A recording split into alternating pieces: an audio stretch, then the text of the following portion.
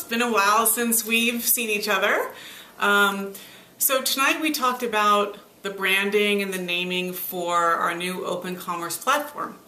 And this was really exciting to work on because it wasn't PayPal and it wasn't eBay Inc. It was even above both of those companies, and it's a whole new business unit that we formed. And it was done in conjunction with the acquisition of Magento. So the open commerce platform, what it offers is like a one-stop shop. It's a hub for, if you're a merchant, you come to x.com, that's the URL, and you can pick and choose all of the best in class features for your e-commerce website. The best shopping cart solution, the best product display solution, shipping widgets, everything you can think of. There are a community of over 150,000 developers now, between PayPal developers, eBay developers, Magento developers, all working on this one aspect, which is how to make e-commerce great. And so for a developer, it's exciting to be included because your work is being seen and potentially integrated by merchants from all over the world. As a merchant, it's really convenient because you have access to best-in-class inventions and widgets and programming that you normally wouldn't have access to. And so it was an interesting assignment because we knew ahead of time that the URL needed to be x.com. So already we had a naming challenge because there's no precedent out there in cyberspace for a company whose URL is not the name of the company, at least close to the name of the company. So that said, we were asked by our internal client, Matthew Mengerink, to develop naming options. And then from there, we would develop logo options. And then from there, we would develop look and feel for the brand as a whole. So, you know, basically we went down to LA to work with our agency, and we spent 10 hours, well, not locked in a room. We were free to come and go, but it felt like we were locked in a room. And we basically threw ideas up on a whiteboard, everything that we could think of in terms of names that would encompass the characteristics that were outlined in the brief. And you can see that in the deck.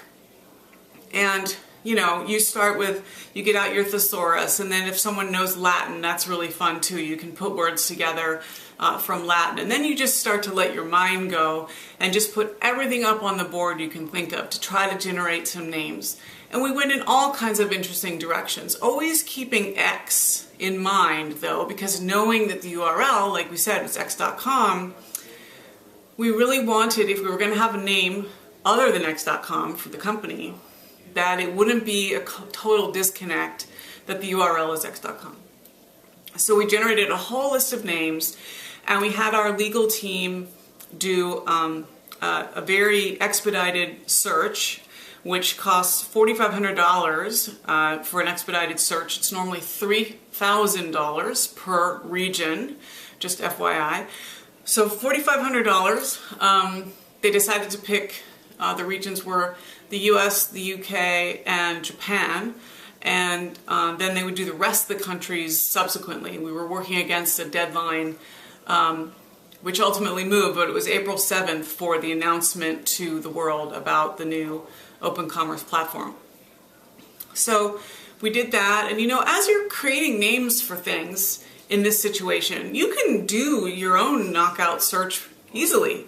You come up with a name. If you just look online and see if someone has the URL, well, you already know someone has the URL and there's a company with that name, so you can do a lot of the work up front before you even get to legal. So we did that. We went through several rounds of names, and then legal came back to us with a range of okay, well, this name has very little legal risk, this one has some, this one has a lot because there are 4 companies with a name that's close to this. So with given all of that, we ended up with the name x.commerce, which was a really great confluence of things. Number one, it has the URL in the name. But also, the open commerce platform was creating a new kind of commerce. We've had e-commerce, there's m-commerce, and even t-commerce for television. But x.commerce is the wave of the future. And so it's really nice. It created a descriptor.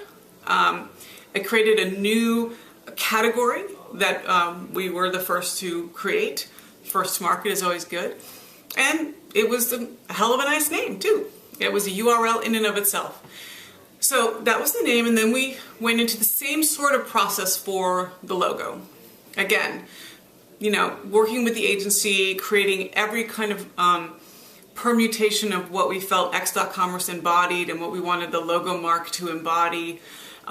We went, you know, everywhere from literal, using the letter X, which is very hard to trademark, by the way. It's always hard to trademark basic things like a letter or a common shape.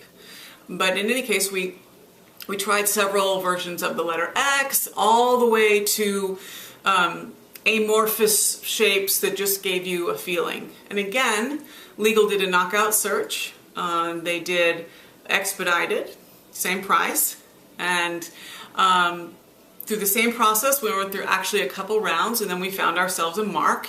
And then from there, we presented mood boards, typography suggestions, photography, look and feel, color palette, and we ended up, in the end, with a name, a logo, and now we have brand guidelines for this new entity.